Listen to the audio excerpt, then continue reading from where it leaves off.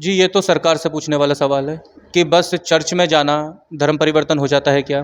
या मैं किसी मंदिर में जाऊँ, मस्जिद में जाऊँ, गुरुद्वारे में जाऊँ, अभी मैं अमृतसर घूम के आया, मत्था टेक के आया वहाँ पर, तो क्या मैं सिख हो गया? सिर्फ़ चर्च में जाना या कुछ भी करना धर्म परिवर्तन नहीं होता।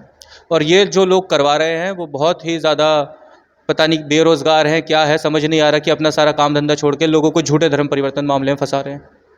अगर धर्म परिवर्तन झूठा है या शक के आधार पर उन पर धर्म परिवर्तन लगाया जा रहा है, तो मसीहों को सामने आना चाहिए। कोई सामने क्यों नहीं आ रहा? अभी मैं आया हूँ, मेरे साथ और लोग हैं, हमारी पूरी टीम ये उत्तर प्रदेश के अंदर एक्टिव है। वो सब निकल के सामने आ रहे हैं, धीरे धीरे जुड़ रहे हैं, मदद करवा रहे हैं लोगों के, जहाँ तक हम सक्षम हैं लोगों की मदद।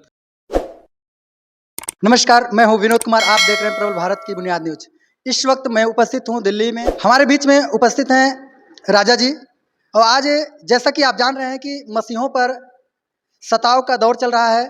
उत्तर प्रदेश के 75 जिलों में मसीहों पर धर्म परिवर्तन का केस चल रहा है और कहीं ना कहीं हर एक जिले में रोज खबरें आ रही है कि धर्म परिवर्तन को लेकर तहलका मचा हुआ है। मैं आपको बता देना चाहता हूं, हमारी मुलाकात दिल्ली के राजा जी से हो रही है। वे ऐसे शख्स हैं जो मसीहों के प्रति खड़े हुए हैं और मसीहों के सताव में मदद कर रहे हैं। आज मैं उन्हीं से रूबरू कराना चाहता हूं। आइए हम मिलते हैं राजा जी से। कहूँगा कि आज सताव का दौर है मसीहों पर और मसीहों के लिए उठकर खड़े हुए हैं। तो ये मसीहों की सहायता करने की उम्मीदें कहाँ से जगी आप? ये जो उत्तर प्रदेश के अंदर, झारखंड, बिहार और भी जितने भी सारे राज्य थे, मसीह लोगों के ऊपर कहीं ना कुछ अत्याचार हो रहे थे, तो जिसमें से कोई निकल कर नहीं आ रहा था। और जब मैंने देखा कि कोई जब जब एक होंगे ही नहीं, कोई निकल के आएगा ही नहीं, तो इसके लिए आवाज़ कौन उठाएगा? तब मैंने सोचा कि मैं खुद ही इसके लिए आवाज़ उठाऊंगा, किसी और के लिए नहीं, बल्कि अपने सारे लोगों के लिए हमें आवाज़ उठानी है। सर, जैसा कि मसीहों पर जो समस्याएं हो रही हैं, जो धर्म परिवर्तन के आरोप लग रहे हैं, आरोप प्रत्यारोप हो रहे हैं, इसकी क्या सच्चाई सर? झूठ है। सर, ये कैसे करें झूठ? झूठ है। इसकी सच्चाई क्या है? यदि इसकी सच्चाई होती तो कहीं कोर्ट में, किसी भी जगह पर, किसी जज के सामने सिद्ध तो कर पाते हैं। आज तक सिद्ध ही नहीं कर पाए। एक केस नहीं है सिद्ध करने वाला कि हाँ ये व्यक्ति करवाता है। जैसे कि आप देख रहे हैं कि उत्तर प्रदेश के कई ऐसे जिले धर्म परिवर्तन से प्रभावित हैं और कई लोग जेल भी गए हैं। तो वो जेल भी जा रहे हैं, धर्म परिवर्तन से प्रभावित लोग भी हैं, उन पर धर्म परिवर्तन मुकदमा भी लग रहा है। इसे किस तरीके से सिद्ध कर रहे हैं आप? उन पे मुकदमा लग रहा है, जेल जा रहे हैं। ये बात है कि वो जेल जा रहे हैं, मुकदमा लग रहा है, लेकिन कोई भी जुर्म तब तक साबित नहीं होता जब तक कोर्ट के अंदर सिद्ध ना हो जाए। उन पे बस मुकदमा लग रहा है, झूठे मुकदमे लग रहे हैं और जेल जा रहे हैं। इतनी तक सच्चाई है। कोर्ट के सामने जाकर, जज के सामने जाकर ना विरोधी लोगों के पास कोई सबूत होता है, ना ही सिद्ध कर पाते हैं कि ये लोग धर्म परिवर्तन करवा रहे हैं। इसलिए न्यायिक झूठ है ये सब। जैसा कि यीशु मसीह को मानने वाले बहुत सारे लोग हैं, अन्य जातियां भी यीशु मसीह को मानती हैं, लेकिन अन्य जाति के लोग जो यीशु मसीह को मान रहे हैं, उन पर धर्म परिवर्तन मुकदमा कैसे लग रहा है? जी, ये तो सरकार से पूछने वाला सवाल है कि बस चर्च में जाना धर्म परिवर्तन हो जाता है क्या? या मैं किसी मंदिर में जाऊँ, मस्जिद में जाऊँ, गुरुद्वारे में जाऊँ, अभी मैं अमृतसर घूम के आया, मत्था टेक के आया वहाँ पर, तो क्या मैं सिख हो गया? सिर्फ चर्च में जाना या कुछ भी करना धर्म परिवर्तन नहीं होता। और ये जो लोग करवा रहे हैं वो बहुत ही ज़्यादा पता नहीं बेरोज़गार हैं, क्या है समझ नहीं आ रहा कि अपना सारा काम धंधा छोड़ के लोगों को झूठे धर्म परिवर्तन मामले में फंसा रहे हैं। जैसे कि सर अभी हाल ही में गाजियाबाद में एक मैटर हुआ, गाजियाबाद थाने का मैटर है। जैसे कि मैंने देखा था आप उसमें लोगों की हेल्प कर रहे थे, तो क्या है सच्चाई गाजियाबाद की? उस केस की सच्चाई ये है कि दो व्यक्ति हैं, एक का नाम है पंकज और एक का नाम है सचिन। वो दोनों व्यक्ति अपने घर में सो रहे थे, आराम कर रहे थे। संडे का दिन था, करीब सुबह 11 बजे की बात है।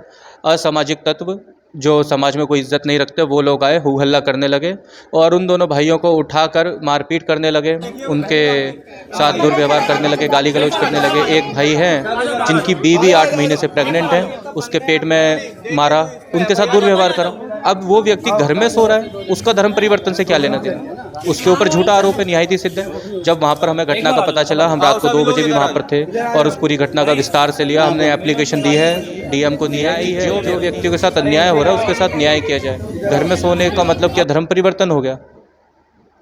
लेकिन धर्म परिवर्तन आरोप लगा है कि वहाँ चर्चों पर आरोप लगा है, पास्टर पर आरोप लगा है कि पास्टर धर्म परिवर्तन करा रहे थे और कईयों को धर्म परिवर्तन का आरोप लगाया गया। तो मेरा भी यही सवाल है कि भाई आरोप लगाए, आरोप सिद्ध तो करो।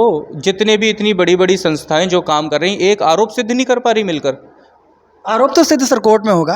मौके की अगर बात है जिस पर धर्म परिवर्तन का आरोप लग रहा है, जो मसीही लोग हैं, यीशु मसीह पर विश्वास करते हैं या चर्च जाने के द्वारा, और जब उनके विश्वास का पता चलता है तो उन पर धर्म परिवर्तन का मुकदमा लगाया जा रहा है।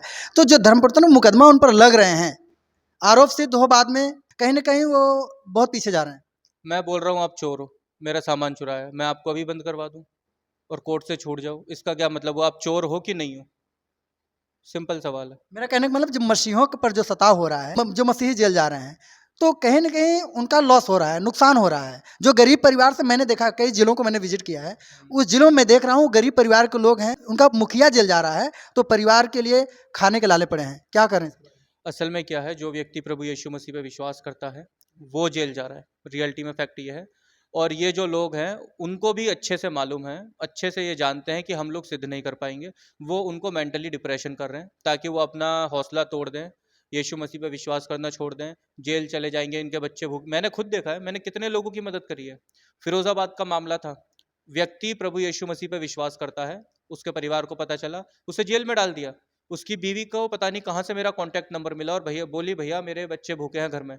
मैंने मदद पहुंचाई, मैंने उनको जितनी भी मेरी सक्षम की थी मैंने उनके घर का राशन भरवा दिया। ये जो सताव है, उनको मेंटली डिप्रेशन किया जा रहा है। ये निहायती झूठ मामला है और हम इसके लिए आवाज उठाएंगे कि यदि कोई भी व्यक्ति इस प्रकार करवाता है, मैं मानता हूं विरोधी लोगों की मैं एक बात मान भी लूं, तो आप सिद्ध तो करो, आपके पास सबूत तो हो। बिना सबूत के, बिना गवाह के, शक के आधार पर उन्हें उठाया जा रहा है और वो शक भी झूठा है। ये निहायती हमारे लोगों के साथ अत्याचार हो रहा है और हमें इसके लिए आवाज उठानी है। अगर धर्म परिवर्तन झूठा है या शक के आधार पर उन पर धर्म परिवर्तन लगाया जा रहा है, तो मसीहों को सामने आना चाहिए। कोई सामने क्यों नहीं आ रहा? अभी मैं आया हूँ, मेरे साथ और लोग हैं, हमारी पूरी टीम ये उत्तर प्रदेश के अंदर एक्टिव है। वो सब निकल के सामने आ रहे हैं, धीरे धीरे जुड़ रहे हैं, मदद करवा रहे हैं लोगों के। जहाँ तक हम सक्षम है लोगों की मदद कर रहे हैं, अपनी आवाज़ को अभी बड़े बड़े अधिकारियों तक पहुँचा रहे हैं हम अपनी आवाज़ को। जैसे अभी उस महिला के बारे में आपने बताया, हाँ। जब वो जो महिला प्रेग्नेंट थी, उसके उसको चोटें लगी, आपने उसका कंप्लेन दर्ज करवाया, उसका क्या परिणाम रहा? ये है 2 अक्टूबर की बात है। जिस वक्त 2 अक्टूबर के दिन मैं जे थाने में पहुंचा, तो सचिन नाम का जो व्यक्ति है उसको जेल लेके जाया जा रहा था। तब वहाँ कुछ बवाल होने लगा, कुछ लोग परेशान होने लगे, तो मैंने उन सबको शांत करवाया। क्योंकि पुलिस प्रशासन है, संवैधानिक प्रक्रिया के अंदर हम काम करते हैं, किसी के खिलाफ गलत नहीं। तुरंत वहाँ पर एप्लीकेशन लिखी, उन विरोधी लोगों के खिलाफ एप्लीकेशन हमने वहाँ के एसएचओ को सौंपी है। और अब हम उनसे भी संज्ञान लेंगे कि उन्होंने क्या काम करा आगे। हमारा कर्तव्य था वहाँ पर एप्लीकेशन सौंपना। अब यदि उन्होंने उसके ऊपर नहीं करा तो वो पुलिस स्टेशन वालों की गलती है, वहाँ के एसएचओ की गलती है। ये उन्होंने इसके ऊपर संज्ञान क्यों नहीं लिया? हम अपना काम करके आए हैं, वहाँ पर हमने एप्लीकेशन सौंप के आए हैं। गाजियाबाद थाना रिपब्लिक क्रॉसिंग में जो मैटर हुआ है, जैसे कि वहाँ सुनने में आया कि 2 भाई हैं, उन दोनों भाई के ऊपर जो है धर्म परिवर्तन मुकदमा लगा है। इसके क्या कहेंगे उसके बारे में? इसके अंदर उन दोनों व्यक्तियों के साथ, मैं सच बता रहा हूँ, गलत है। उनको झूठा फंसाया जा रहा है। 2 भाई हैं, दोनों में से सिर्फ एक विश्वास करता है, एक विश्वास नहीं करता है। एक विश्वास नहीं करता? एक नहीं करता विश्वास, बिल्कुल नहीं करता। पंकज नाम का जो व्यक्ति है वो यीशु मसीह पर विश्वास नहीं करता। साल, 1.5 साल, 6 महीने में एक बार कभी चर्च में गया तो गया, वरना नहीं गया। इनफैक्ट बल्कि कुछ दिनों पहले वो इसी हाल ही के सीजन में कावड़ भी लेके आया अपने लोगों के साथ। उसकी बीवी ने मुझे फोटो दिखाई, उसके ऊपर धर्म परिवर्तन का मामला लगाया कि वो ईसाई बनवा रहा है। अब बताओ, और साबित हो कर सकता हूँ, पूरे सबूत है, गवाह, उनके खुद के भाई बहन बोलने को तैयार है कि वो कावड़ लेके आया है। जैसे कि सर आप बता रहे हैं कि धर्म परिवर्तन का जो आरोप लग रहा है वो बेबुनियाद है। अगर धर्म परिवर्तन का आरोप बेबुनियाद है, 1 व्यक्ति, 2 व्यक्ति या 3 व्यक्तियों पर ऐसा होता है, लेकिन उत्तर प्रदेश के 75 जिले हैं, जौनपुर है, आजमगढ़ है, सुल्तानपुर है, इधर अभी मथुरा का केस सामने आया है, अयोध्या का केस सामने आया है, तो इन जिलों में भी धर्म परिवर्तन मुकदमा लग रहा है। इसके लिए आप क्या कहेंगे? हर जगह ये झूठ बातें हैं? झूठ बातें हर जगह, हर जगह पर धर्म परिवर्तन का मामला लग रहा है। आपने इतने सारे मुझे जिले गिनवा दिए, 75 जिलों में। कोई एक जिला तो आप निकाल के बताइए कि इस कोर्ट में ये सिद्ध हुआ है। आपको है कोई जानकारी आपके पास? तो जैसे मान लीजिए कि अगर सिद्ध नहीं हो रहा है, लेकिन इसमें जो धर्म परिवर्तन पर जो जेल जा रहे हैं, और अक्सर अगर देखा जाए तो वे गरीब तबके के लोग हैं, मैंने कई जगह विजिट भी किया है, कि जेल जाने से वे बहुत पीछे चले जा रहे हैं, इसलिए समाज पर क्या प्रभाव पड़ेगा? समाज पे देखिए, हमारे जो समाज के अंदर है एक धारणा है कि जो व्यक्ति जेल जाता है वो ठीक नहीं होता, उसको गलत निगाह से देखा जाता है और उसकी छवि समाज में गलत करी जाती है। एक बात कही जाती है, बहुत लोग बोलते हैं, जब तुम किसी का कुछ बिगाड़ ना सको ना, उसकी छवि बिगाड़ दो। और वो कुछ बिगाड़ नहीं पा रहे मसीह लोगों का, तो उनकी छवियों को बिगाड़ा जा रहा है कि ये जेल जाते हैं, ये तो ये जाते हैं। और उन लोगों से जो जेल में जाते हैं उनसे मैं इतना ही कहना चाहूँगा, आप यीशु मसीह पर विश्वास करते हैं, कोई डरने की ज़रूरत नहीं है। सबके जीवन में ये दौर आता है, प्रभु यीशु मसीह के साथ भी गलत हुआ था, आपको कोई डरने की ज़रूरत नहीं है। बहुत अच्छी बात है आप जेल जाते हो तो। और कोर्ट में भी सिद्ध नहीं हो पाएगा, क्योंकि ये निहायती झूठे आरोप लगाए जा रहे हैं हमारे लोगों के ऊपर। पर लेकिन इसके ऊपर संज्ञान लिया जाएगा, हर जिले के हर डीएम के पास हम लोग ज्ञापन सौंपेंगे। हमारे सब लोगों को हमने बोल दिया है, कहीं भी घटना घटे डीएम के पास ज्ञापन सौंप के आइए आप लोग जाके। उन सब ने बोल दिया हाँ। अगर मसीहों पर सताव हो रहा है तो अभी तक जो मसीही लोग सामने क्यों नहीं आ रहे हैं, उसके विरोध में खड़ा होना चाहिए ना। बिल्कुल खड़ा होना चाहिए, और अब निकल के सामने आ रहे हैं और हम लोगों को एक कर रहे हैं। और जो बड़े बड़े लोग हैं, बड़े पदाधिकारी हैं जो निकल के नहीं आ रहे, तो जी उनकी अपनी मन की इच्छा है, मैं उनके ऊपर कोई आरोप नहीं लगाना चाहता। वो निकल के आएँ या ना आएँ, लेकिन हम तो दूसरों की मदद करेंगे, हम सबकी मदद करेंगे, हम पूरे समाज को साथ लेके चलेंगे। जिसे मसीहों में डरे हुए हैं, बहुत जगह पर चर्चे तोड़ दी गई हैं, बहुत जगह पर जो है विश्वासी डरे हुए हैं जो घर से बाहर नहीं निकल रहे हैं, अन्य अन्य जगह पर चर्चे या कलीसियाएं बंद करवाई जा रही हैं। तो ये क्या है इसकी सच्चाई, आखिर क्यों, अगर मसीही लोग सही हैं तो फिर कलीसियाएं क्यों बंद हो रही हैं। मसीह लोग सही हैं, कलीसियाएं बंद हो रही हैं, ये बात भी बिल्कुल सच है। और झूठे आरोप लगा के, सिंपल सी बात है, ये सारे के सारे झूठे आरोप है, कलीसियाएं बंद करवा रहे हैं और विरोधी लोग यही चाहते हैं। यदि चलिए कानूनी प्रक्रिया पे कलीसिया बंद नहीं करवा पाएंगे, फिर वो क्या करेंगे, ये यीशु मंदिर के सामने जाएंगे, फिर पथराव करेंगे। और पथराव भी नहीं कर पाएंगे तो वहाँ से जो हमारी बहनें गुजरेंगी उनके लिए दूर दूर शब्दों का प्रयोग करेंगे। कौन है ये लोग। असामाजिक तत्व, कुछ तो उन्हें काम चाहिए ना करने के लिए, किसके कहने पे वो ऐसा कर रहे हैं, तो वो उसको कुछ ना कुछ उनको देता होगा। बेरोजगार लोग हैं वो। आपका कहने का मतलब है जो ये सब प्रभावित हो रही हैं चर्चे, इनको कोई करवा रहा है, ऐसा क्या है, ऐसा क्या कहना है। आपने इतने सारे जगहों पर गए, इंटरव्यूज़ लिए काफ़ी लोगों के, कोई ना कोई व्यक्ति होता है करवाने वाला।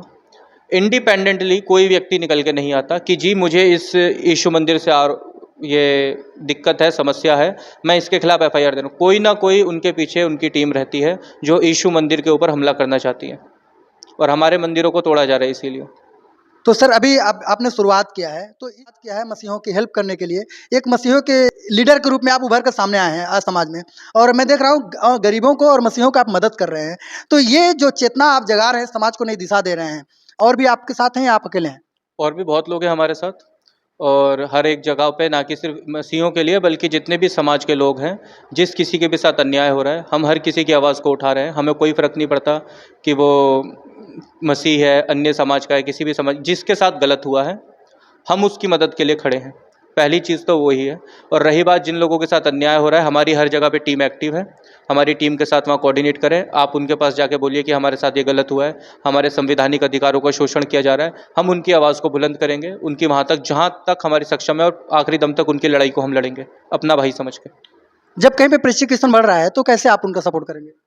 प्रोसिक्यूशन बढ़ रहा है, हम उनको लॉयर से एडवाइस करेंगे। अब मान लीजिए आप जैसे जौनपुर का मामला मुझे बता रहे हैं, हम वहाँ के अपने जिला अध्यक्ष को बोलेंगे, हमारा जिला अध्यक्ष जाएगा, पुलिस वालों से बात करेगा, क्या कारण है, क्या विमर्श है, हमारे एडवोकेट वहाँ पर जाएंगे। यदि संभल सकता है मामला, यदि हमारे पक्ष में रहा, हम अपने व्यक्ति को वहाँ से निकालेंगे। यदि नहीं निकल पा रहा, कोर्ट का मैटर, हम एडवोकेट को भेज के कोर्ट से वहाँ से छुड़ाएंगे, पर अपने व्यक्तियों की मदद करेंगे। बहुत बड़ा मुहिम आपने छेड़ा है, जो कि सराहनीय है। तो मुहिम जो आपने छेड़ दिया है, अन्य अन्य जगह पर आप जाकर सुरक्षा भी दे रहे हैं, तो और जो डरे हुए मसीह हैं उनको क्या कहना चाहेंगे। आप सब लोग एक अपनी यूनिटी के ही अंदर आइए। आप अकेले रहोगे, आज नहीं तो कल आपके ऊपर एफआईआर होगी। आप बोलोगे उस व्यक्ति के ऊपर हुई है, हमें बीच में नहीं आना, कोई दिक्कत नहीं है, परसों आपके ऊपर होगी, अगले दिन एक और के ऊपर होगी। और जब आप सब एकजुट एक यूनिटी के अंदर आ जाओगे और जाकर प्रशासन से अपने संवैधानिक अधिकारों के हित में बात करोगे, संवैधानिक तौर तरीके से बात करोगे, प्रशासन आपके साथ देगा। मैं जिस पुलिस स्टेशन में था, वहाँ के प्रशासन ने, अधिकारी ने मुझे सिंपल कहा, आपके व्यक्तियों ने आज तक हमें एक एप्लीकेशन नहीं दी। मैं खड़ा था वहाँ पे क्रॉसिंग रिपब्लिक के अंदर, सीधे मुझे बोला, आप जो इन व्यक्तियों के लिए लड़ रहे हो, इन्होंने मुझे एक एप्लीकेशन नहीं दी। और उनकी बात बिल्कुल सही है, तब तुरंत खड़े होकर एप्लीकेशन दी हमने। संवैधानिक प्रक्रिया के तौर पे बातों से काम नहीं होता, संवैधानिक प्रक्रिया के हित में ही रहकर हमें काम करना है। और संवैधानिक प्रक्रिया ही ये बोलेगी हमें कि क्या स्टेप अगले लेना है, क्या हमारा कानून है, क्या हमारे अधिकार है। जब तक हम एकजुटता में नहीं आएंगे तब तक वो अधिकार आपको नहीं मिल पाएंगे। और बाबा साहब अम्बेडकर ने कहा था, शिक्षा वो शेरनी का दूध है, जो पिएगा वो दहाड़ेगा।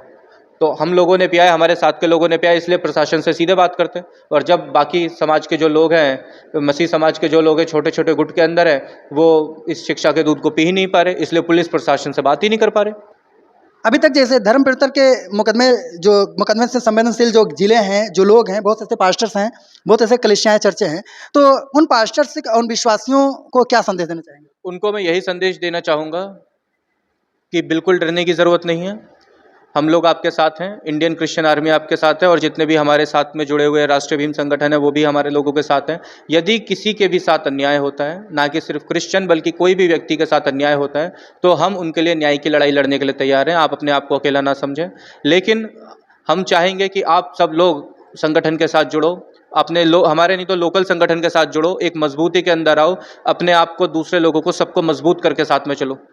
मैं उनको यही संदेश देना चाहूँगा, आप सब लोग एकजुटता के अंदर आइए, एक होइए। मैं हूं विनोद कुमार, आप देख रहे हैं प्रबल भारत की बुनियाद न्यूज। यदि आप मेरे चैनल पर नए हैं तो कृपया कर इस चैनल को सब्सक्राइब करें, कमेंट शेयर जरूर करें। नमस्कार।